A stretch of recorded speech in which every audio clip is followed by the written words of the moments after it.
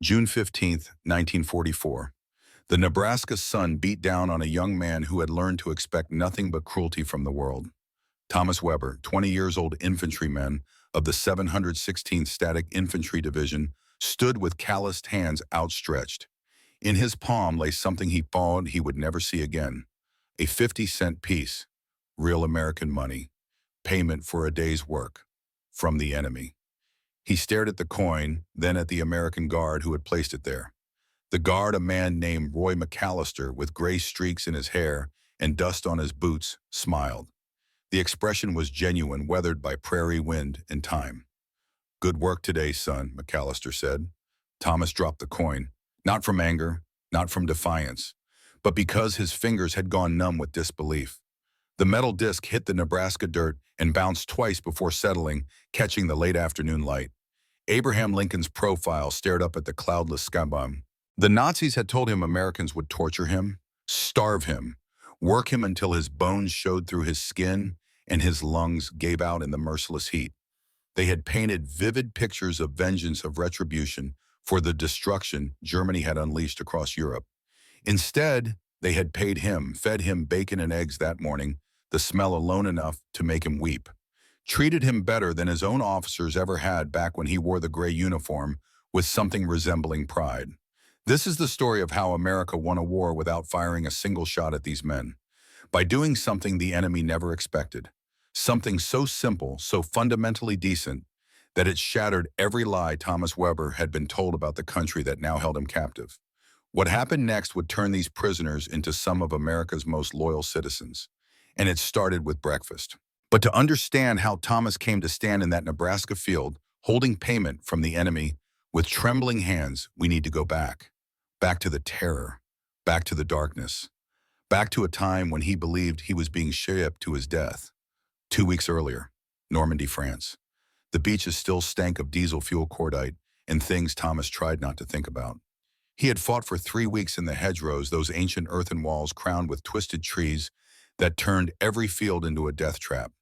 The Canadians had come through like a flood he could not stop. Professional, relentless, terrifying in their competence. When the surrender came, Thomas had felt only relief. Relief so profound it made his knees weak. He was alive. Against every probability, every statistic that said a foot soldier in static defense should not survive the first week of that invasion, he had lived. But relief died quickly. Oberleutnant Heinrich von Strauss, his commanding officer, gathered the surviving men before they were loaded into trucks.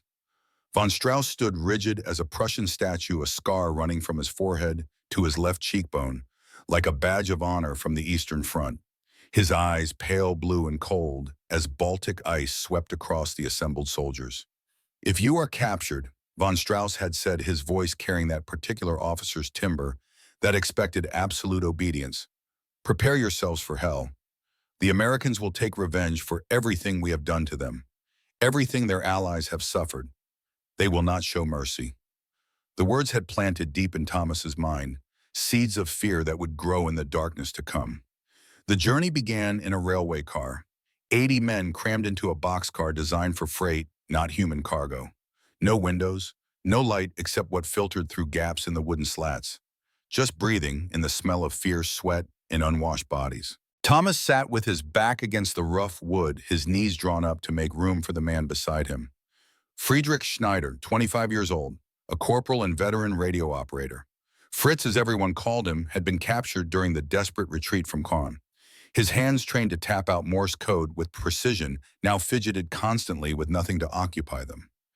"They say they are taking us across the Atlantic," Fritz whispered in the darkness.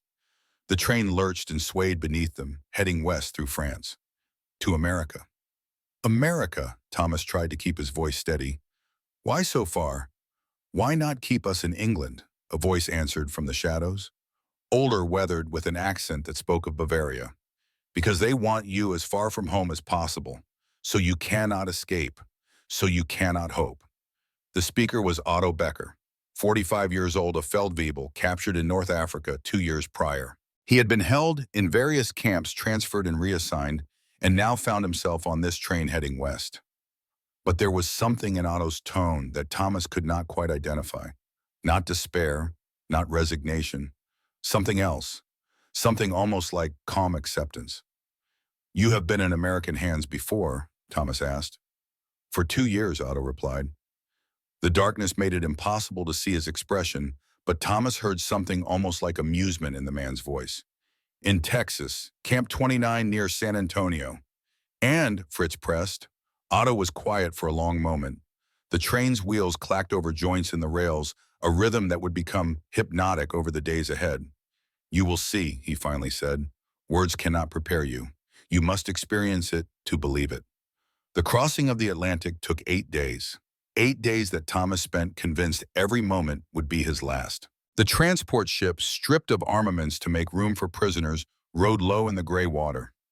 2,000 German prisoners packed into holds that smelled of diesel and vomit and the particular metallic odor of collective fear. Every night Thomas lay in his bunk, unable to sleep, listening for the sound of a torpedo. The cruel irony ate at him like acid. To be killed by a German U-boat, by men who might be from his own village, who might have attended the same church, who would never know they had just sent their countrymen to the bottom of the Atlantic. The American guards were not cruel. This surprised him. They were efficient, professional, distant, but they did not beat anyone, did not withhold food beyond what the meager rations allowed. Every morning thin soup, every evening dry bread, not enough to be comfortable, but enough to survive. Nobody died of starvation in those 8 days. Otto spent the voyage sitting with Thomas and Fritz, telling vague stories about Texas and cowboys and heat that made Nebraska seem temperate by comparison. But whenever Thomas asked for specifics, for details about the treatment of prisoners, Otto would smile, that mysterious smile, and say only, "Wait and see." When they finally arrived in New York, Thomas pressed his face to a porthole and could not believe what he saw. Buildings that scraped the sky itself, cranes larger than any machine he had seen in Germany, hundreds of ships, thousands of men moving cargo with mechanical precision, and not a single bombed building, not one collapsed facade, not a crater or a burn mark anywhere visible. "This is not a country at war," Fritz breathed beside him. But they had no time to absorb the sight. Another train waited, the longest train Thomas had ever seen. Dozens of cars stretching away into the distance, all waiting to carry prisoners westward into the heart of America. 4 days on rails. Thomas watched through barred windows as the country unspooled before him like a revelation. Pennsylvania with its green mountains untouched by war. Ohio with its vast farms, corn growing in geometric perfection. Illinois and the city of Chicago, larger than Berlin, intact and thriving. Iowa with its endless fields. And finally, Nebraska. Nebraska broke something in Thomas's understanding of the war. The Great Plains stretched to every horizon, grass waving golden in the wind, seas so blue and huge it made his chest ache. The landscape was completely untouched, pristine, abundant, empty of soldiers and checkpoints and the infrastructure of total war. "How could we ever have thought we could defeat this?" Fritz asked, and Thomas had no answer. The question answered itself in every mile of undamaged track, every prosperous farm, every small town that looked like it had never heard of rationing or fear or the roar of bombers overhead. The train stopped at a small station near North Platte, Nebraska. 95 degrees Fahrenheit. No shade. Just earth and grass and horizon in every direction. Thomas stepped down onto American soil with the photograph of his family still hidden in his boot and his father's pocket watch tucked against his heart. He prepared himself for barbed wire, for dogs, for armed guards with hate in their eyes and vengeance in their souls. What he saw instead made him question everything he thought he knew about the enemy. Camp 47 did not look like the prison camps of Nazi propaganda. Yes, there was barbed wire, but only a single line of it. Not the triple layers with guard towers every 100 yards that he had expected. There were American soldiers in khaki uniforms, but they looked almost bored. One smoked a cigarette while leaning against a wall. Another read a newspaper. A third had propped his rifle against a post and was drinking coffee from a thermos. The barracks themselves were painted white and green, clean, almost cheerful in the harsh sunlight. There was an American flag snapping in the prairie wind, and beyond the main buildings, impossibly, there appeared to be a soccer field. "Is this a prison camp?" Fritz asked, his voice hollow with confusion. "Or some kind of strange resort?" Thomas could not answer. Every expectation, every terror, every piece of propaganda training about American brutality was crumbling with each detail his eyes registered. They were processed quickly. A medical examination conducted by a doctor who was gentle, almost apologetic when he had to touch tender areas. New clothing, durable work pants, and shirts, each stamped with the letters POW but clean and whole. No beatings, no shouted insults, just efficiency and a kind of studied indifference. During the intake, Thomas met more men who had been transferred from other camps. They all had that same look Otto wore. Not fear, not despair. Something else. Something that Thomas would later recognize as cautious hope. The barracks were more shocking still. Each prisoner had a cot. Not straw and concrete, not bare boards. An actual metal frame cot with a thin mattress and clean blankets. Windows that opened to let in the prairie breeze. And impossibly a heating stove in the center of the room. "They give us heat," Thomas whispered to Fritz that first night, lying in the darkness. "To prepare us for winter," I heard, Fritz replied. "It goes to 20 below here. Without heat, men would die." Thomas stared at the ceiling. They cared if prisoners died of cold. This single fact seemed more impossible than all the rest. Back home, back in the Wehrmacht, soldiers had frozen to death on the Eastern Front by the thousands and nobody had cared. They were expected to fight and die. That was the purpose of soldiers. But here the enemy wanted to keep them alive. The second morning began with an assembly. But before breakfast, before anything else, the German officers were separated and addressed by their own, by Oberleutnant Heinrich von Strauss. Von Strauss had somehow maintained his bearing despite capture. His uniform, though worn, was still pressed with military precision. His posture remained parade ground perfect, and his eyes still held that cold certainty that had made him both respected and feared among the ranks. "Gentlemen," von Strauss said, his voice cutting through the morning air like a blade, "we have lost the battle, but we have not lost the war. We are still soldiers of the Reich. We will maintain our honor." He let the words settle like a challenge. "The Americans will try to break your spirit. They will offer you luxuries. They will treat you well. They will smile at you and speak kindly." Von Strauss paused, his gaze sweeping across the 200 assembled officers with contempt for what he was about to say. "Do not trust them. This is psychological warfare. They seek to make you into willing slaves. They want you to forget you are German, to forget your duty, to forget your honor." Thomas stood among the enlisted men at the back and felt ice creep up his spine. Was von Strauss right? Was all of this, the cleanliness and the food and the gentle treatment, just manipulation, a trap for the unwary? But even as the question formed, Thomas found himself remembering how his own officers had sent him into battle with inadequate training, how they had withdrawn to safety while ordering the infantry to hold impossible positions, how they had eaten better food and slept in better quarters and maintained the rigid class structure even as the war turned against them. The breakfast call came at 6:30. Thomas lined up with 400 other enlisted men at the mess hall, and the smell that hit him stopped him in his tracks. Bacon. Not the remembered smell from childhood, dim and faded with time and hunger, but fresh, immediate, overwhelming. The scent of pork fat sizzling in a pan, the smell of meat. The line moved forward. Thomas reached the serving station where a young American soldier, barely 18 with freckles across his nose, spooned food onto Thomas's tin tray with practiced efficiency. 4 strips of bacon, still glistening with grease, cooked to crispy perfection. 2 fried eggs yolks, golden and intact. 2 slices of white bread, toasted and spread with butter that was actually melting. A cup of milk. An apple, red and fresh. Thomas stood holding his tray, unable to move. His hands began to shake. Fritz, standing behind him in line, received his portion and made a sound in his throat. Not quite a sob, not quite a laugh, something broken and disbelieving. The young American soldier noticed their reactions. He smiled, not unkindly. "Same as we eat, buddy. Geneva Convention. You work, you eat. Fair is fair." Thomas found a seat at one of the long tables.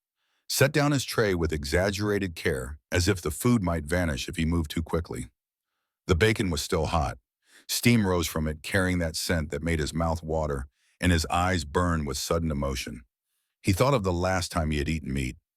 Christmas, 1942. His mother had killed their last chicken for the holiday meal, 7 people sharing one scrawny bird. And since then, potato soup, cabbage, bread that was more sawdust than wheat. The Wehrmacht's rations had been adequate for survival, but nothing more, and as the war turned against Germany, even survival rations had become uncertain. Fritz took a bite of his bacon. His eyes widened. "Mein Gott," he whispered. Thomas cut a piece of his own, put it in his mouth. The salt and smoke and fat exploded across his tongue. The meat was crisp on the outside, tender inside. The flavor was so intense after years of bland rations that he had to close his eyes. This was not prison food. This was better than anything he had eaten as a free man in Germany for the past 3 years. Across the table, an older prisoner sat down.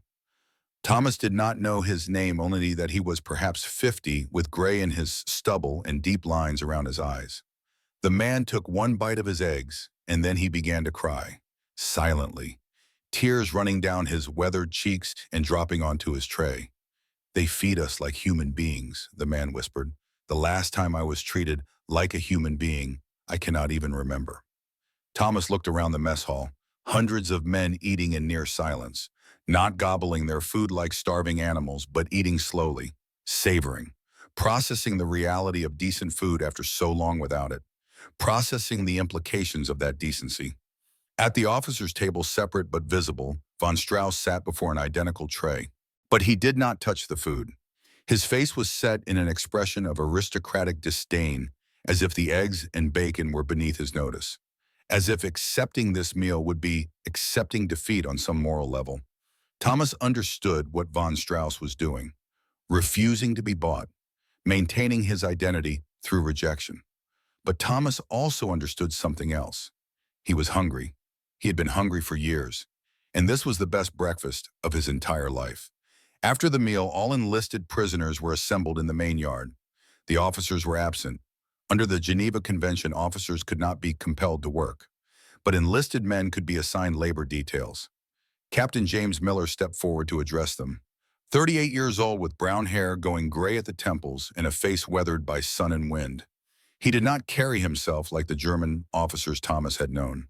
There was no affected superiority, no theatrical bearing, just a kind of tired practicality that spoke of a man who wanted to do his job competently and go home. Miller spoke German fluently with only a slight American accent. His grandmother had come from Bavaria, he would later explain. The language had been his inheritance. "Gentlemen," Miller began, his voice carrying across the silent yard, "I am Captain Miller, commanding officer of this facility. Welcome to Nebraska." A few nervous laughs at the absurdity of being welcomed to a prison camp. Miller continued without a smile. "Under the Geneva Convention, you will be treated humanely. You will receive adequate food, clean housing, and medical care. You will also work." The silence deepened. Everyone had known this was coming. "You will work at farms in the surrounding area, harvesting sugar beets, corn, wheat.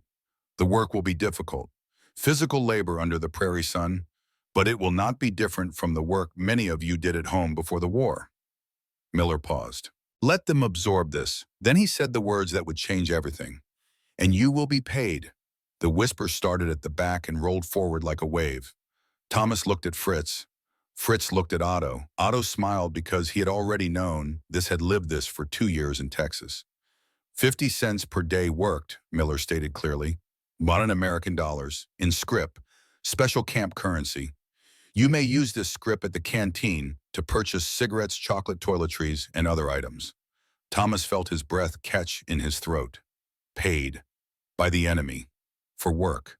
The concept seemed to violate some fundamental law of the warfare that he did not even know existed until it was broken.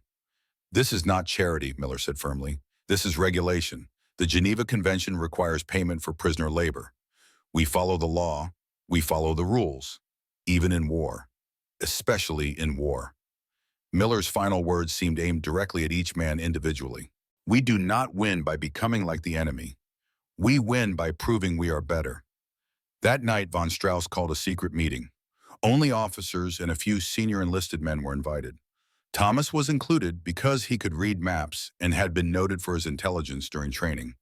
Von Strauss stood before a hand-drawn map of Nebraska, his finger tracing lines that meant nothing and everything. "You have heard Captain Miller's offer," von Strauss said, his voice cold as winter in Prussia. 50 cents, some cigarettes, a bar of chocolate, and for this they expect to buy your loyalty, your honor, your identity as German soldiers. He turned to face them. I warn you now, any man who cooperates too enthusiastically with the enemy will face the Ehrengericht, the court of honor. We are still the German military. We still maintain discipline. Thomas felt fear settle into his bones. Von Strauss was not just making a speech, he was drawing a line. Cooperation beyond the bare minimum required would be seen as betrayal, and betrayal had consequences. After the meeting, Thomas lay in his bunk staring at the ceiling. Fritz lay beside him, also sleepless. Will you work? Fritz asked quietly. Thomas was silent for a long time. What do you think of what von Strauss said? I think he is a man who cannot accept that we have lost, Fritz replied. But the truth is this, we have lost. The war is nearly over. Germany is collapsing. And we can sit here and starve for honor's sake, or we can work, earn what we can, and survive. Thomas knew Fritz was right, but the question burned. If I work for them, am I a traitor? Fritz turned his head in the darkness. Traitor to whom? To Hitler, the man who sent us to die, or traitor to your family at home, who need you to survive so you can return to them. From the bunk beside theirs, Otto's voice emerged from the shadows. You know what I say? Work, earn the scrip, buy cigarettes, live through this war, and then after it is over, you decide who you are. Thomas closed his eyes. Somewhere in the Nebraska night, coyotes howled at the stars. The sound was lonely and wild and free. Tomorrow he would have to choose between the past and the future, between honor and survival, between the Germany he had known and the America he was beginning to discover. The choice seemed impossible. But as Thomas drifted toward uneasy sleep, he found himself thinking not of von Strauss's warnings or Hitler's propaganda or military honor. He thought of bacon, of eggs, of the way that young American soldier had smiled and said, fair is fair, of Captain Miller's quiet certainty that following the rules, even with enemies, was what separated civilization from barbarism. And Thomas thought about his mother and his younger sister, Anna, 15 years old, still in Bavaria. He thought about the photograph hidden in his boot, the faces of people he loved more than any abstract concept of national honor. They needed him alive. They needed him whole. They needed him to survive this war so he could return and help them rebuild. Tomorrow he would make his choice. But deep in his heart, beneath the layers of propaganda and fear and training, Thomas Weber already knew what that choice would be. He would work. He would earn his 50 cents. And he would take the first step on a journey that would lead him far from the prison camp of his fears and towards something he could not yet name, something that looked impossibly like hope.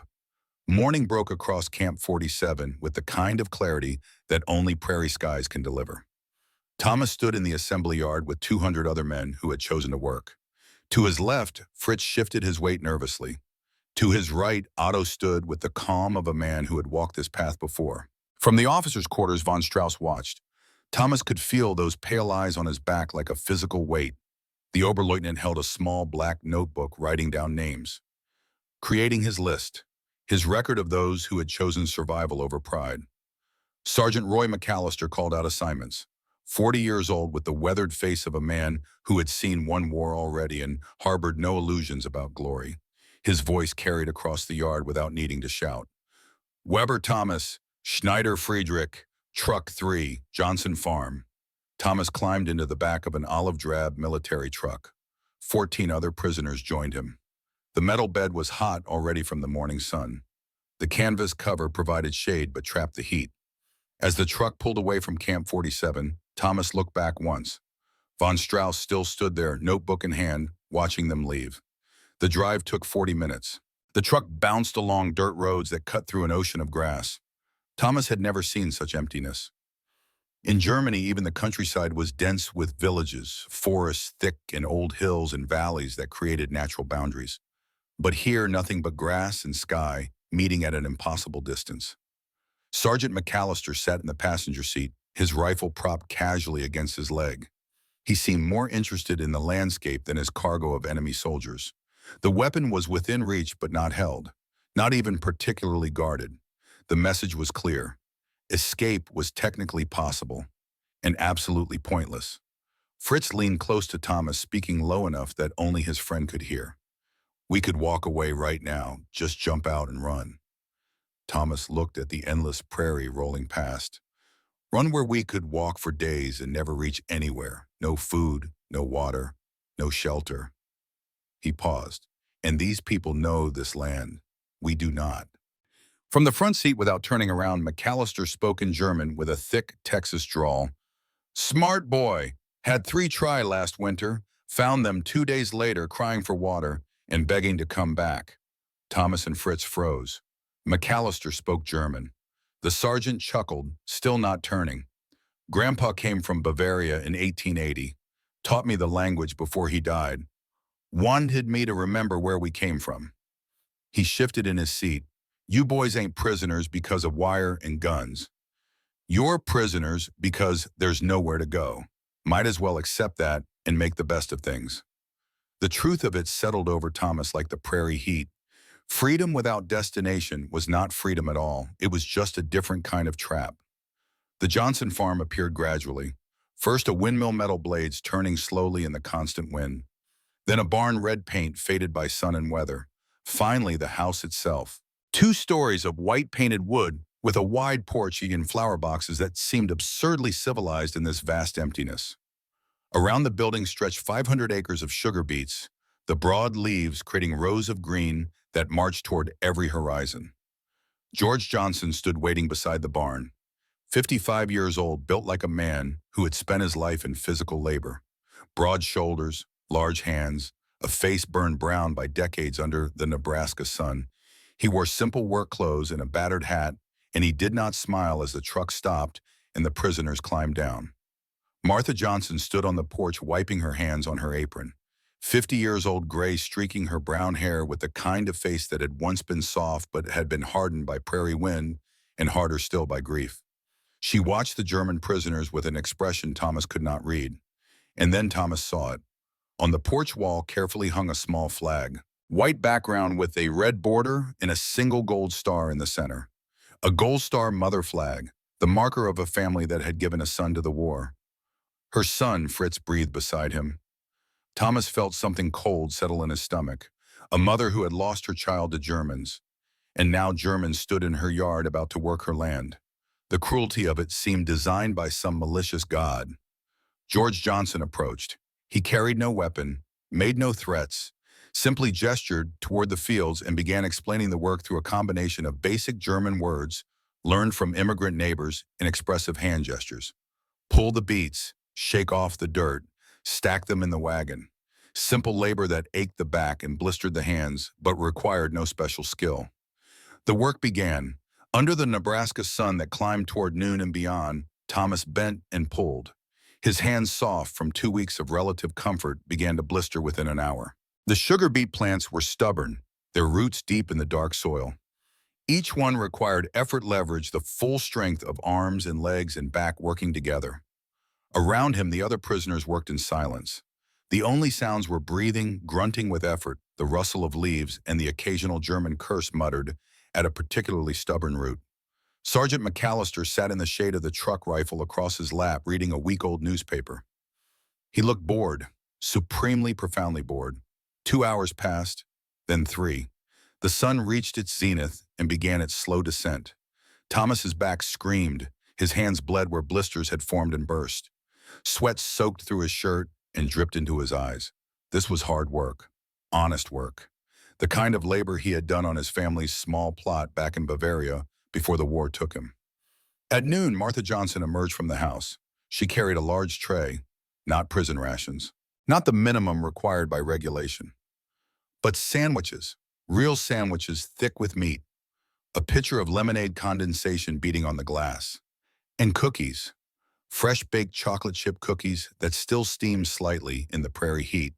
Thomas stopped working, stared at the tray, at the food that was not prison food, not even employer food, but the kind of meal you gave to guests, to people you cared about, to family. Martha set the tray down on a makeshift table, an old door laid across sawhorses. She did not speak, did not look at any of them directly. Just set down the food and turned to walk back to the house. Thomas looked at Sergeant McAllister uncertain, afraid to take something that might be a test or a trap. McAllister set down his newspaper, walked over to the tray, picked up a sandwich and took a bite, chewed thoughtfully. Then he looked at the assembled prisoners and said in his rough German, "She ain't doing this because she likes you. She ain't doing it because she forgives you. She's doing it because you're working hard and she knows what field labor needs. Now eat. You got 4 more hours." Thomas reached for a sandwich. Pork slow roasted until it fell apart with tangy barbecue sauce on fresh bread. The first bite made him close his eyes. After the shock of breakfast bacon, he thought he had adjusted to American food. He was wrong. This was home cooking, made with care, with skill learned over decades, with ingredients that were abundant instead of rationed. Fritz had already finished one sandwich and grabbed a second. "If this is hell," he said around a mouthful, "I want to stay forever." But Thomas could not eat more than half of his sandwich. He looked toward the house. Martha stood at a window partially hidden by white curtains. She was watching them. And on her face, visible even at this distance, was an expression of such complex pain that Thomas had to look away. She had lost her son to Germans. And now she fed Germans in her yard. The contradiction seemed impossible to sustain. Either she was a saint, or she was dying inside with every bite they took. Thomas suspected both things were true simultaneously. The afternoon work passed in a haze of heat and exhaustion. By 5 o'clock, when George Johnson finally waved them back to the truck, Thomas could barely straighten his back. His hands were raw, his shoulders burned, his legs shook with fatigue. This was harder physical labor than basic training had ever been. As they climbed into the truck, George approached Thomas specifically. The farmer carried a small cloth bag. He handed it to Thomas with a grunt that might have been a word or might have been just acknowledgement of effort. Inside the bag were apples, 6 of them, red and perfect. Thomas looked up at George, confused. The farmer just nodded once and walked away. On the drive back to camp, Thomas sat cradling the bag of apples like it contained diamonds. Fritz noticed and smiled tiredly. "You worked well." He saw that. In this country, good work matters. "But his son," Thomas started. "Is dead," Fritz finished. "And nothing we do or don't do will change that. But maybe, just maybe, seeing us work like men instead of monsters makes it slightly less terrible. Maybe." Back at camp, Thomas washed quickly and then went to evening assembly. His body ached in ways he had forgotten were possible. But there was something else, a strange satisfaction. He had done real work, productive work, and he had been treated, if not kindly, then at least fairly. Sergeant McAllister processed them back into camp and handed each man a small slip of paper. Thomas looked at his, a printed form with boxes marked, his name, the date, and stamped at the bottom, value 50 cents, scrip, camp currency, payment for labor. Thomas held the slip like it was sacred text. This was proof that the enemy valued his work, proof that the Geneva Convention was not just words, proof that everything he had been told about American barbarism was a lie. That evening, he joined the line at the canteen. The building was small, more of a large room than a proper store, but inside it held treasures. Cigarettes, real cigarettes, American brands with names like Lucky Strike and Chesterfield, chocolate bars wrapped in paper and foil, soap that smelled clean, writing paper in envelopes, magazines in German shipped from neutral countries, and in the back a small selection of clothing items, socks and undershirts and work gloves. Thomas traded his scrip for 2 packs of cigarettes and a bar of chocolate. The transaction was handled by another prisoner, a man from the Rhineland, who had been assigned to canteen duty. The informal economy prisoner managed gave them agency, responsibility, a piece of normal civilian life inside the wire. Outside the canteen, Thomas unwrapped the chocolate. Hershey's. He had never heard of the brand before. The first square melted on his tongue, sweet and rich, and so far beyond anything he had tasted in the past 3 years that it almost hurt. He ate slowly, making it last, trying to memorize the taste so he could describe it in his next letter home. Fritz found him sitting on the steps of the barracks, savoring the chocolate. "Von Strauss is asking questions," Fritz said quietly, "about who worked where, about who seemed too happy with the Americans." Thomas felt the chocolate turn to ash in his mouth. "He is building a case." against anyone who adapts too quickly, against anyone who seems to forget they are German soldiers. Fritz sat down beside him. We need to be careful. Work, yes, earn the script, but do not seem to enjoy it too much. The political reality of the camp was becoming clear. Two factions, those like von Strauss, who clung to the old order, who saw cooperation as betrayal, who believed Germany would still somehow prevail.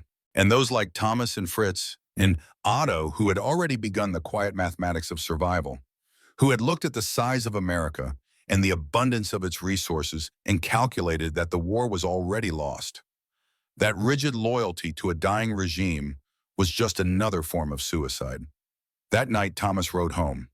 The letter would take weeks to arrive, routed through the International Red Cross, censored by both American and German authorities. But it was connection. It was proof he still existed. It was hope. Mother, he wrote in careful script. I am alive and well. I am being treated fairly, better than fairly. I work on a farm and earn small wages. The food is adequate. I am not cold or hungry or afraid. He paused, wondered if his mother would believe any of this, wondered if she would think he had been brainwashed or turned traitor, decided the truth was more important than her comfort. Today, he continued, a woman who lost her son to the war fed me homemade sandwiches. She did not do it happily, but she did it, and I do not know what to think about that. About enemy who treats me better than my own officers did. About the possibility that everything we were told was wrong. He did not write about von Strauss, did not mention the political tensions. Those details would be censored anyway. Instead, he wrote about the prairie, about the vast sky, about the strange birds and the constant wind, about ordinary things that carried no ideology. Give my love to Anna, he finished. Tell her I think of her every day. And mother, please be careful. I hear rumors that the cities are being bombed. If you can leave Rothenburg, please do. Nothing is worth staying for if it costs your life. He sealed the letter and would mail it tomorrow. Then he lay in his bunk and listened to the night sounds of the camp. Men talking quietly, someone playing a harmonica, a folk song from Bavaria that made Thomas's chest ache. And from somewhere distant, the howl of coyotes singing to the stars. 3 weeks passed, the rhythm of work became routine. Up before dawn, breakfast that remained shockingly abundant, truck ride to various farms in the area, 8 hours of back-breaking labor under the prairie sun, return to camp, wash, eat, sleep, repeat. Thomas and Fritz were assigned to the Johnson farm 3 days each week. The other days they worked different locations. A wheat farm near Ogallala, a corn operation that stretched for thousands of acres. Each place the same pattern held. Hard work, fair treatment, and that strange, careful distance that said the farmers neither hated nor trusted them, just used their labor and paid their wages and waited for the war to end. But the Johnson farm was different. Martha continued to bring out lunch. Not sandwiches every day, but always something. Cold fried chicken, thick slices of meatloaf, corn on the cob dripping with butter. Food that went beyond nutrition into the realm of care.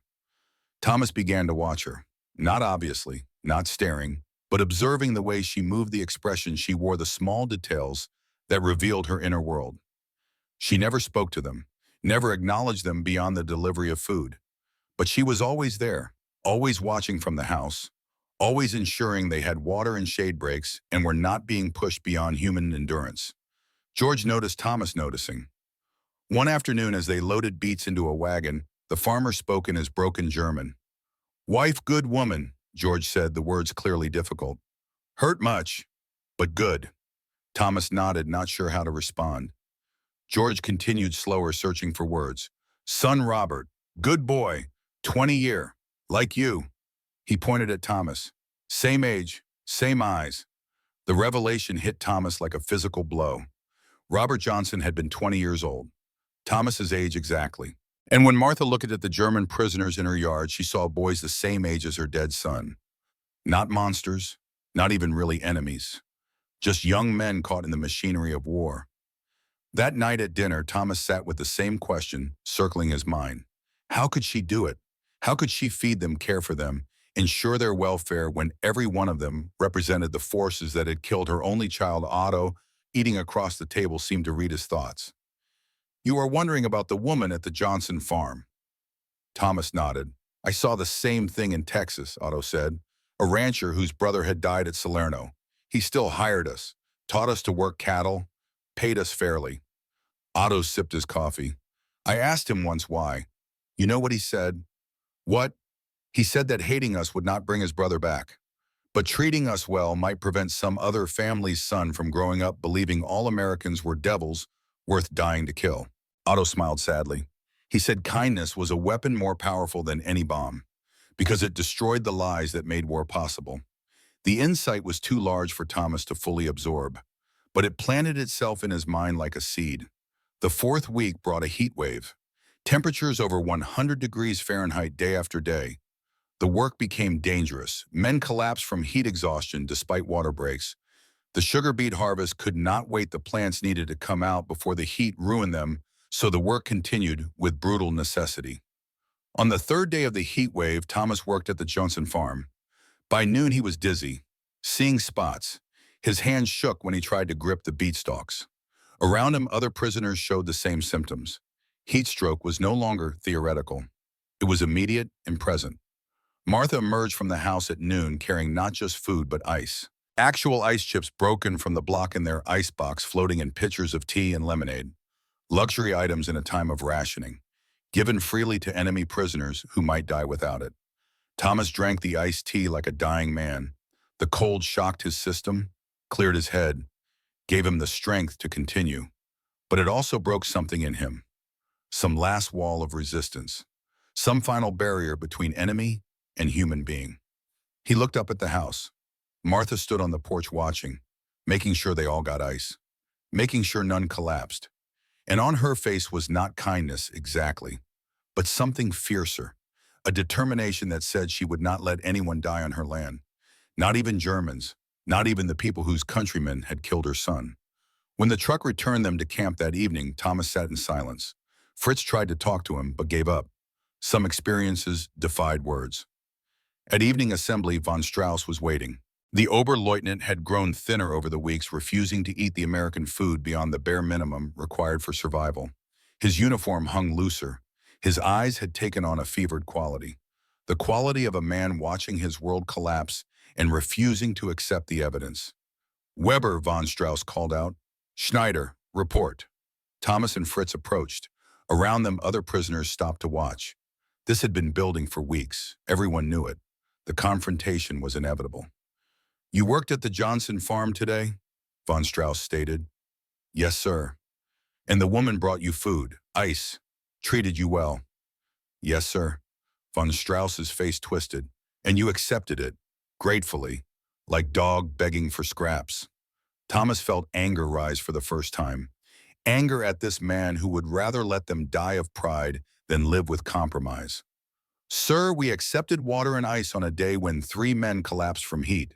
We accepted food payment for honest work, as Geneva Convention permits. Geneva Convention, von Strauss spat the words. You hide behind the enemy's rules. You have forgotten you are German soldiers. Fritz stepped forward. With respect, sir, we have not forgotten anything.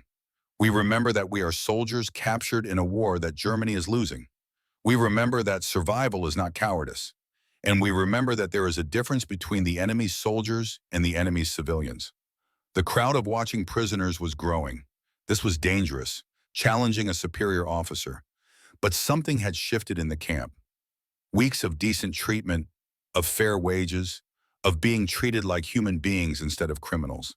It had changed the calculus. Von Strauss saw it too, saw that his authority was eroding, that the old military hierarchy was being undermined not by open rebellion, but by the simple daily experience of American fairness.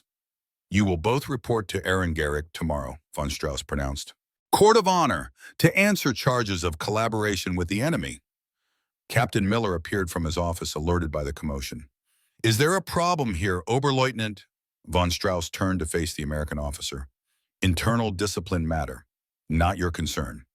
Actually, Miller said mildly, everything in this camp is my concern, especially if enlisted men are being threatened for accepting their legal wages and working as required. These men have forgotten their duty. Their duty, Miller replied, his voice harder now, is to comply with camp regulations and Geneva Convention protocols. both of which they are doing. If you continue to threaten prisoners for lawful behavior, Oberleutnant, I will have you transferred to a camp for uncooperative officers. We have several such facilities. The threat hung in the air. Von Strauss was being given a choice: adapt or be removed. Stay quiet or be sent somewhere. Even his rank would not protect him. Von Strauss stood rigid, trembling with suppressed rage. Then he turned and walked away without saluting, without acknowledging the order. A small act of defiance that changed nothing. Miller watched him go. Then he addressed the assembled prisoners. Gentlemen, let me be clear. You are required to work if ordered. You are permitted to accept wages as prescribed by international law, and you are protected from punishment for doing either. Is that understood? A murmur of acknowledgement. Good. Dismissed. As the prisoners dispersed, Miller called Thomas over. Weber, a word. Thomas approached nervously. Miller studied him. You've been working at the Johnson farm regularly. Yes, sir. Mrs. Johnson mentioned you to me, said you work harder than the others, that you are respectful, that you seem to understand something most of the other prisoners don't. Thomas did not know how to respond to that. Miller continued. Her son Robert died 4 months ago, at Anzio. He was 20 years old, a good kid by all accounts. The captain paused. Do you understand what it means that she still feeds you, brings you ice, ensures your welfare? I think so, sir. No, Miller said quietly. I don't think you do. Not fully. What Martha Johnson is doing requires more courage than anything either of us did in combat. She is choosing to see you as a human being, despite every instinct telling her to hate you. She is choosing kindness over vengeance, hope over bitterness. Miller put his hand on Thomas's shoulder. You keep being respectful. Keep working hard. Keep justifying her faith that not all Germans are monsters. You do that, and you'll be teaching her son's death meant something. That it helped create a world where enemies can become human beings again. Thomas felt the weight of those words settle into his bones. He was not just a prisoner earning wages. He was participating in something larger. A quiet revolution of decency that said perhaps wars could end not just with surrender but with reconciliation. That night, Thomas lay in his bunk, unable to sleep. His mind kept returning to Martha Johnson standing on that porch, to the gold star in her window, to the food she prepared with her own hands for the boys who might have pulled the trigger that killed her son. Somewhere in that gesture was the whole answer to why America was winning this war. Not through superior weapons or more soldiers or better tactics, but through a simple, radical commitment to treating even enemies according to law and human dignity, to showing that their values were not just propaganda, but actual practice. And Thomas realized something that would have been unthinkable 4 weeks ago. He was starting to believe in those values, starting to think that maybe, just maybe, the country that had captured him understood something about civilization that his own country had forgotten. The thought was terrifying and liberating and inevitable. As sleep finally came, Thomas dreamed not of Germany, but of Nebraska, of endless prairie under endless sky, of a woman whose courage was greater than any soldier's, and of a future he could not yet name but could begin barely to imagine. August brought a storm, not the gentle summer rain of Bavaria, but a prairie thunderstorm that turned the sky green and sent the wind howling across the plains with the voice of something ancient and wild. Thomas stood at the Johnson farm when it hit, helping load the last wagon of beets before the deluge. Martha appeared on the porch, gesturing frantically, not toward the truck for evacuation, but toward the barn, shelter closer than the road back to camp. George was already running, waving the prisoners to follow him. Sergeant McAllister grabbed his rifle and sprinted after them. They made it inside as the first hail began. Ice the size of chicken eggs hammering on the barn roof like artillery. The noise was deafening. Thomas pressed against the wall beside Fritz, watching through gaps in the boards as the world outside turned white with frozen fury. The storm lasted 20 minutes. When it passed, the fields were covered in ice. The beet plants were shredded. Months of work destroyed in less time than it took to smoke a cigarette. George stood in the barn doorway, staring at the devastation. His shoulders slumped. This was catastrophe, the kind of loss that could break a farm family, especially in wartime with labor scarce and resources tight. Martha came across from the house, picking her way through hailstones that had not yet melted. She reached her husband, put her hand on his arm. They stood together in silence, surveying the ruin. Then Martha turned to look at the prisoners, at Thomas specifically, and she did something that changed everything.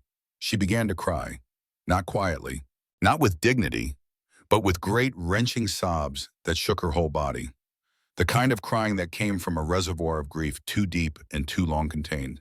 Grief for her son, grief for her farm, grief for a world that had gone mad with war and suffering and loss.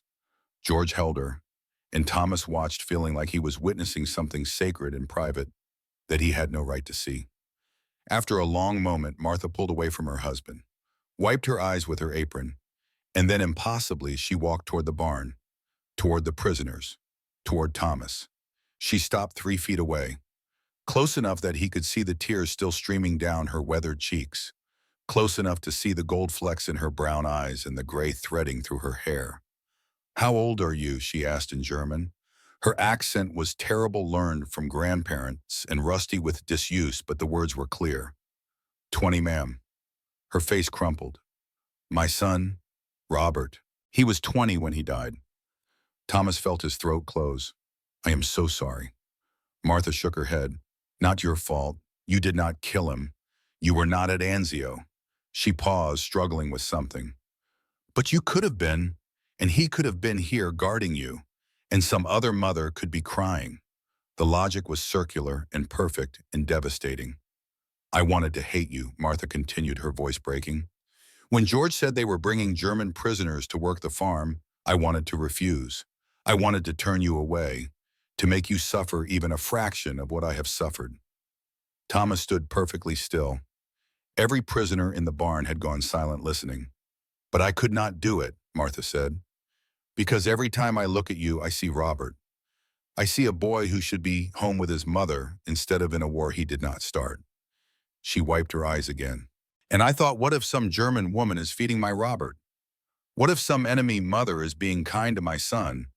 Would I want her to hate him, or would I want her to give him bread?" The question hung in the air like smoke. "So I feed you," Martha finished, "not because I forgive the war, not because I do not grieve, but because you are someone's son. And someone somewhere is crying for you the way I cry for Robert." She reached into her apron pocket, pulled out a folded piece of paper, a letter worn soft from many readings.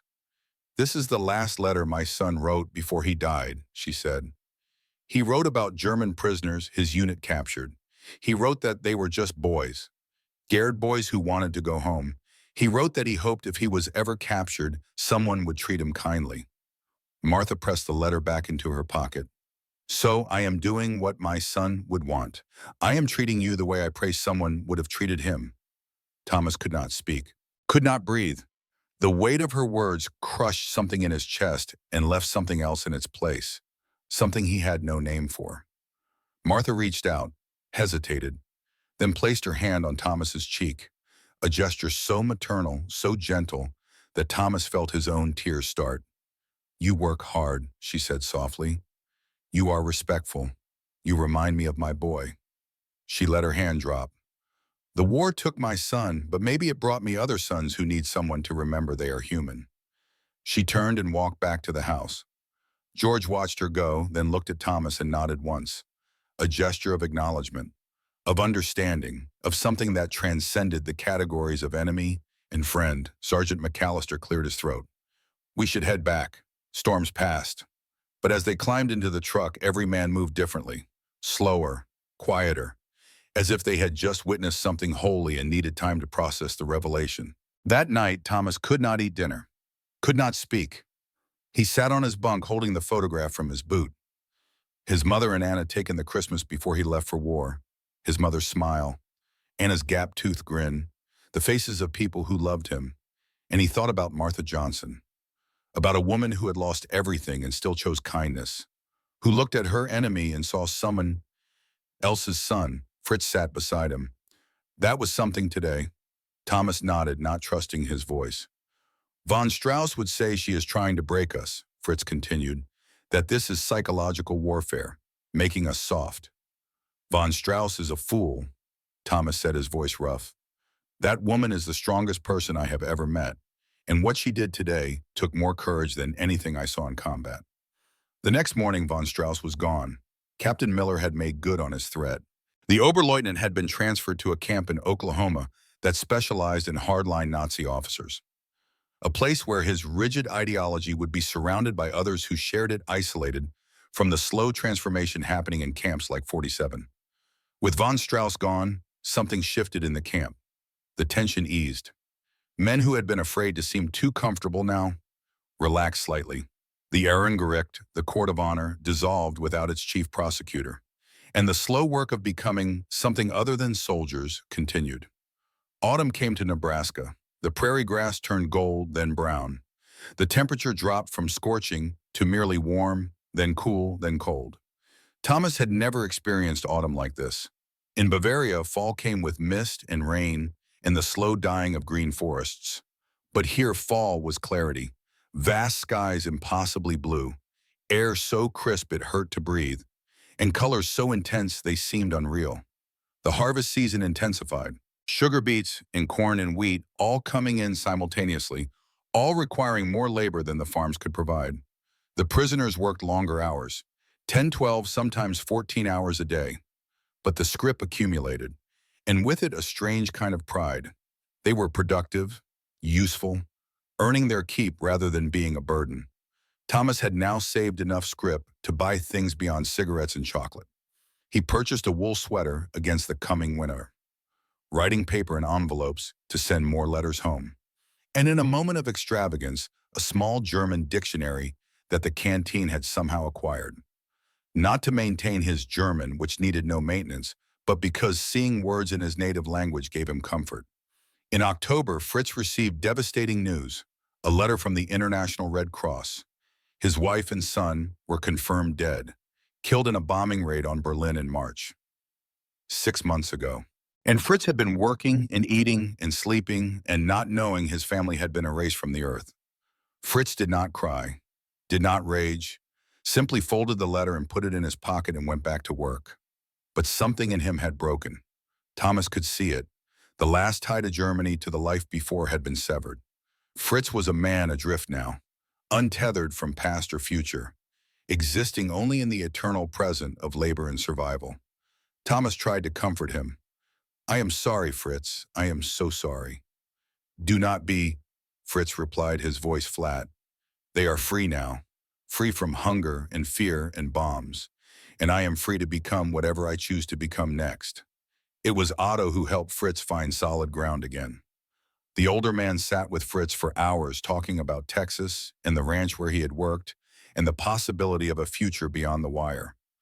After the war, Otto said, "There will be opportunities, men with skills, men willing to work. This country needs laborers, farmers, mechanics. We can stay if we choose. Start over, build new lives." "Stay in America?" Fritz asked. "Why not? What is there to go back to? Germany will be occupied, divided, destroyed. Everything we knew is gone." Otto leaned forward. "But here we can be whoever we decide to be, not defined by the past, not prisoners of history, just men with strong backs and willing hands." The idea planted itself in Thomas's mind as well. Stay in America. The concept seemed both treasonous and inevitable. Abandon Germany, become American, transform from enemy to citizen. Was such a thing even possible? Christmas 1944 arrived with snow. Real snow, not the gentle flurries of Bavaria, but a blizzard that buried the camp under 3 feet of white and turned the world into a frozen wilderness. The prisoners had never experienced cold like this, temperature dropping to 20 below zero, wind that cut through every layer of clothing and found skin. But the barracks were heated, coal stoves glowing red, keeping the interior warm enough to survive. And another example of American adherence to Geneva Convention. Prisoners must not freeze to death, must be maintained in reasonable health, not from kindness necessarily, but from law, from commitment to rules even in war. On Christmas Eve, something unprecedented happened. The Johnson family invited Thomas Fritz and 6 other prisoners to dinner, in their home, at their table, as guests. Captain Miller approved it. Sergeant McAllister drove them to the farm in a truck that skidded on icy roads. and Thomas entered an American farmhouse for the first time. The warmth inside was overwhelming after the brutal cold. A fire roared in the fireplace. The smell of roasting turkey filled every room, and the dining table had been extended with extra boards to accommodate everyone. On the wall beside the table, a photograph of Robert Johnson in his army uniform. Young face, serious expression, eyes that looked like his mother's. Martha had cooked for days, turkey massive and golden, mashed potatoes with gravy, green beans with almonds, cranberry sauce, cornbread, sweet potato casserole, and for dessert, 3 different pies. Pumpkin apple and cherry, George said grace in English. Sergeant McAllister translated into German. The prayer thanked God for food for peace soon to come, and for the reminder that all men were brothers under heaven, regardless of the uniforms they wore. The meal was the best food Thomas had ever eaten. Better than the camp mess hall, better than Martha's field lunches. This was abundance, this was celebration. This was a family sharing their plenty with strangers who had been enemies months ago. During dinner, George spoke. His English was slow, Miller translating, but the words were carefully chosen. My son Robert. He did not hate Germans. He hated Hitler. He hated the Nazis. He hated what they did to people. George paused, looking at each prisoner in turn. But he did not hate German people. He knew the difference. Martha added, her eyes wet. Robert wrote that if he died, he hoped it would help create a world where boys did not have to kill each other anymore, where former enemies could sit together and break bread. She raised her glass of water. So tonight we honor Robert's hope. We sit with you not as guards and prisoners, but as people, as members of the human family. Thomas felt tears run down his face. He was not alone. Fritz wept openly. Even Sergeant McAllister had to wipe his eyes. After dinner, they sang Christmas carols, German carols that Martha remembered from her grandparents. Silent Night, O Tannenbaum, songs that transcended nations and armies and war. Songs that spoke to something older and deeper than politics. When the truck took them back to camp, Thomas carried a small package, a gift from Martha. He opened it in his bunk. Inside, a hand-knitted scarf, navy blue wool, soft and warm, and a note in halting German. This was for my son. He never wore it. He said Italy was not cold. I want you to have it. Stay warm this winter. Your friend Martha. Thomas wrapped the scarf around his neck. It smelled faintly of lavender and home, and he made a decision that had been building for months. If he survived this war, if the opportunity came, he would stay in America. He would find a way to remain in this country that had treated him not as a monster, but as a man. He would build a life here, and someday, somehow, he would bring his mother and Anna to join him. The winter passed slowly. Work continued when weather permitted. The prisoners maintained the camp, repaired equipment, did whatever labor was needed, and Thomas studied English. Every spare moment he practiced with McAllister, with Miller, with anyone who would help him. By March 1945, he could hold basic conversations. By April, he could read simple texts. Language was the bridge, the tool that would allow him to transform from prisoner to person, from German to American, from enemy to neighbor. April brought news from Europe. The Allies had crossed the Rhine. Berlin was surrounded. The war was ending, not in months but in weeks, perhaps days. Thomas received a letter from his mother, the first in 2 months. Rothenburg had been bombed, their home destroyed. She and Anna were living in a displaced persons camp, surviving on Red Cross rations. The future was uncertain. Germany was collapsing into chaos. If you can stay where you are, his mother wrote, please do. There is nothing to come home to, only rubble and hunger and occupation. If you are safe, if you are fed, if you are treated well, then stay. Live. Build a future. Do not return to this graveyard. The words gave Thomas permission, released him from the obligation of return. His own mother was telling him to save himself, to choose life over loyalty to a dead nation. On May 8, 1945, Captain Miller assembled the entire camp. His face was grave. The prisoners stood in formation, sensing momentous news. Gentlemen, Miller said in German, the war in Europe is over. Germany has surrendered unconditionally. The Third Reich has fallen. Silence. Absolute silence. 600 men standing in Nebraska dirt, hearing that their country no longer existed in any meaningful sense. No one cheered. no one celebrated. The moment was too heavy for simple emotion. This was the death of a nation, the end of everything they had known, and the beginning of something undefined. Under international law, Miller continued, you will be repatriated, returned to Germany, but the process will take time, months, perhaps longer. Transportation is limited. Germany is in chaos. And frankly, we still need your labor for the harvest season. He paused, letting this sink in. So you will remain here, continue working, continue earning wages, and when the time comes for repatriation, those who wish to return will be sent home. Those who wish to explore other options may discuss those possibilities with me privately. Other options. The words hung in the air like a promise, like a door opening onto an uncertain future. That night, Thomas and Fritz sat outside under stars that seemed impossibly bright. Will you go back? Fritz asked. To what? Thomas replied. Mother says there is nothing left. Our house is gone, the town is rubble, and I will be a former soldier in an occupied country with no skills except farming. And here I have work. I have been promised that if a farmer will sponsor me, I can apply for a labor visa after repatriation. Come back legally, work for wages, and eventually perhaps citizenship. Fritz nodded slowly. George Johnson told me, through Miller, that he would sponsor me. Said I am a good worker, that when the war ends and I am repatriated, I should apply to come back. Will you? Yes, Fritz said without hesitation. I have nothing in Germany. My family is dead. The country that sent me to war is defeated and occupied. Why would I choose that over this? The calculation was cold but rational. Germany offered only the past. America offered possibility. Over the next months, the slow machinery of repatriation began. Some prisoners left immediately, desperate to find their families, to see their homes, to reconnect with whatever remained of their former lives. But many stayed, kept working, kept earning, kept building relationships with the farmers and townspeople who had come to know them not as enemies but as laborers and neighbors. Thomas stayed through the summer and fall of 1945, worked the harvest, saved his scrip, and made careful plans. Captain Miller helped him navigate the bureaucracy, explained that Thomas could return to Germany, verify his family's status, and then apply through proper channels to return to the United States as a contract laborer. If George Johnson provided the letter of sponsorship, if Thomas had documentation of his work history, the visa was likely. Not certain, but likely. In November 1945, Thomas boarded a ship for Germany, the reverse of his arrival. But everything was different now.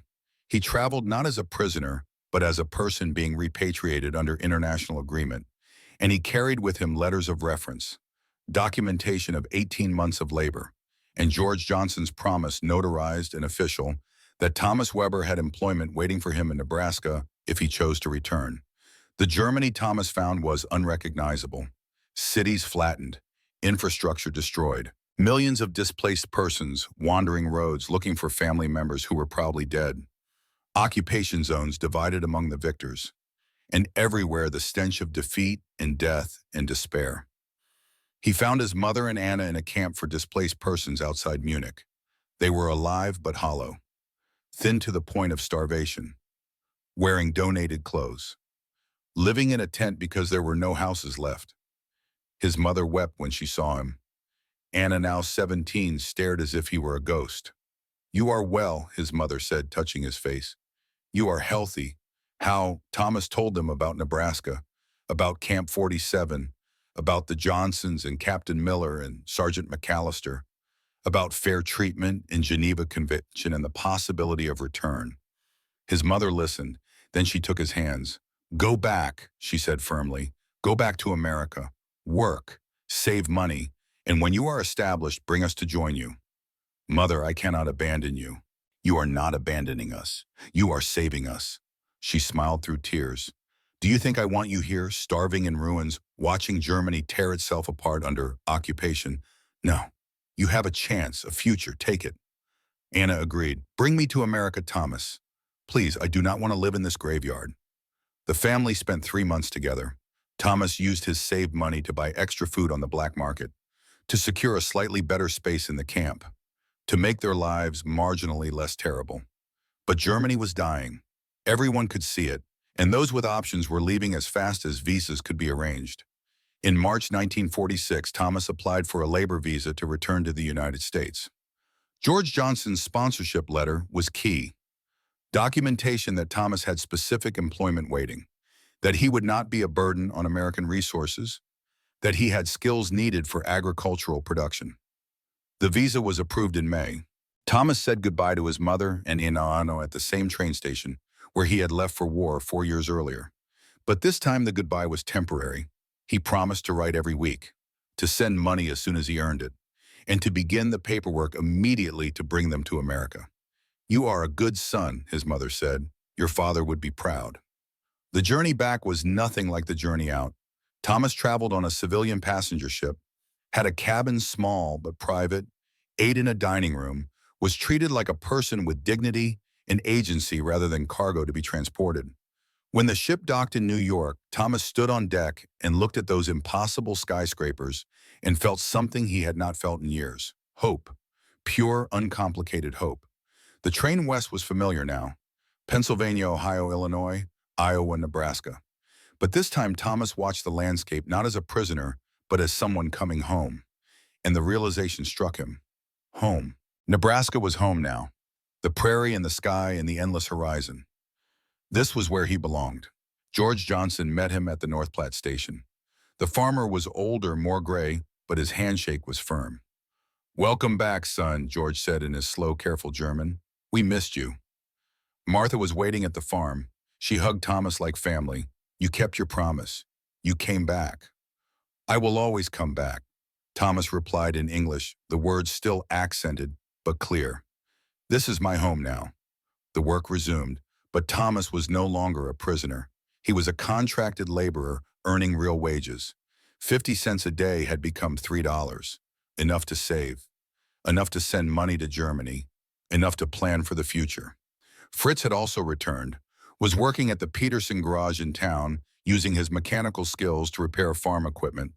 Otto had opened a small watch repair shop, married a widow named Eleanor, and become a stepfather to her 2 children. The former prisoners were becoming Americans, not through force or coercion, but through the simple process of building lives, forming relationships, contributing to communities. In 1950, Thomas had saved enough to bring his mother and Anna to America. They arrived in spring both wide-eyed and overwhelmed by the abundance after years of deprivation. Anna cried when she saw the farm.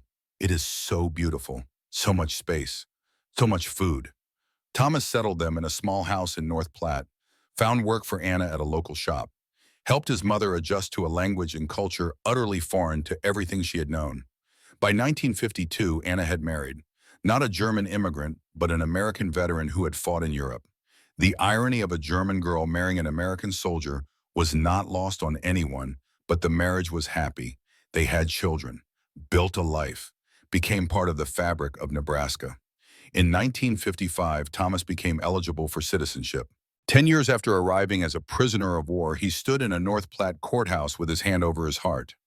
"I hereby declare on oath that I absolutely and entirely renounce and abjure all allegiance and fidelity to any foreign prince, potentate, state, or sovereignty of whom or which I have heretofore been a subject or citizen."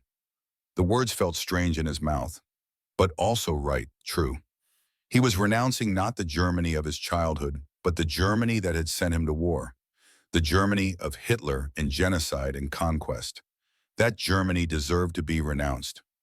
"I pledge allegiance to the flag of the United States of America and to the republic for which it stands, one nation under God, indivisible, with liberty and justice for all." The judge handed him a certificate, United States citizenship. Thomas Weber was now an American. In the courtroom, his mother and Anna applauded. Martha and George Johnson stood beside them smiling. Fritz and his new wife. Otto and Eleanor. Captain Miller retired now, but present for this moment.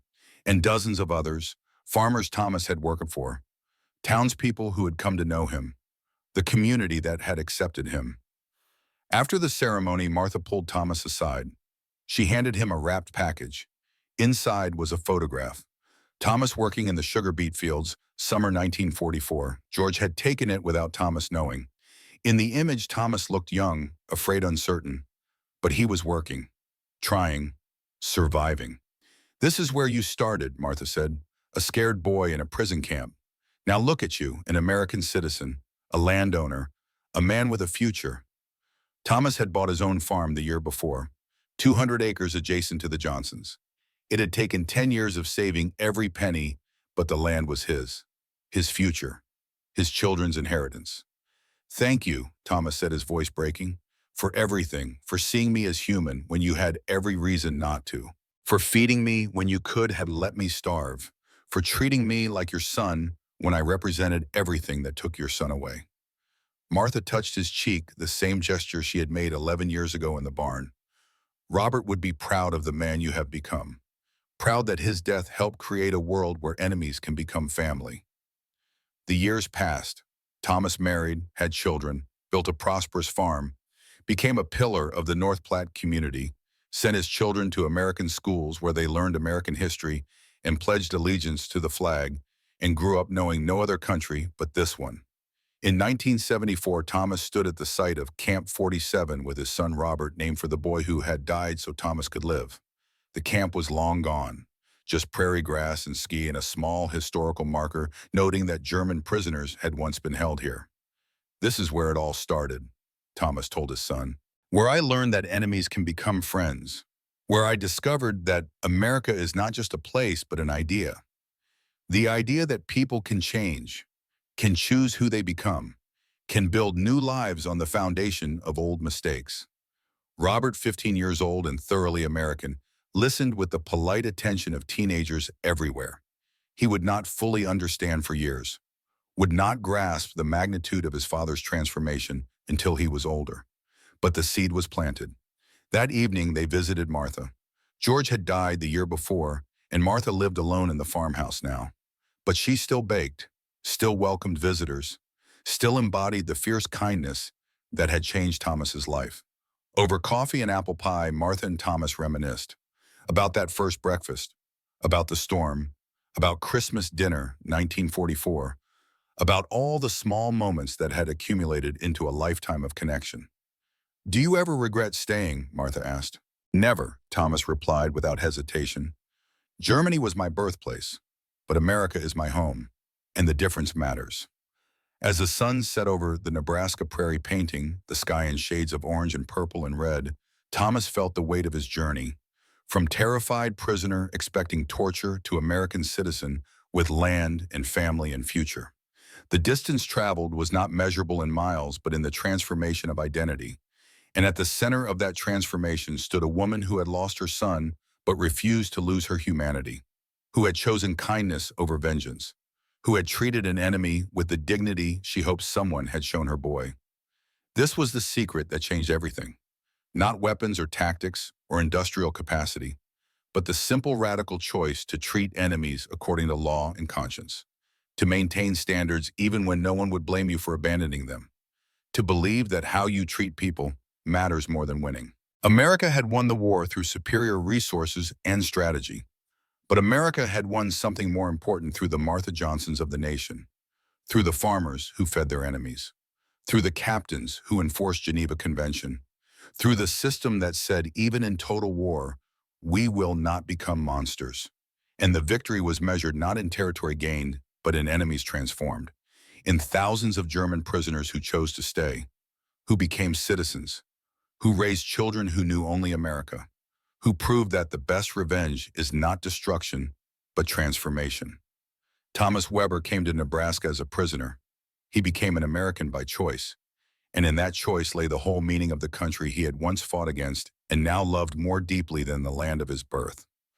As darkness fell and the prairie stars emerged in their billions, Thomas thought about the strange mercy of history, how the worst moment of his life, capture and imprisonment, had led to the best outcome, how losing a war had meant winning a future, how being treated with basic human dignity by people who owed him nothing had changed not just his life, but his entire understanding of what civilization could mean. The legacy of Camp 47 was not in the barbed wire or the barracks or the guard towers. It was in the men who left there believing in something better, who carried the memory of fair treatment and used it to build lives worth living. And in a small way, in 10,000 small ways across a nation, They helped prove that America's greatest strength was not in punishing enemies, but in turning them into neighbors. That was the secret. That was the victory. That was the story Thomas Weber lived and would pass to his children and grandchildren. The story of how kindness conquered hatred, how law defeated vengeance, and how a breakfast of bacon and eggs began the transformation of a prisoner into a citizen of the country he learned to love.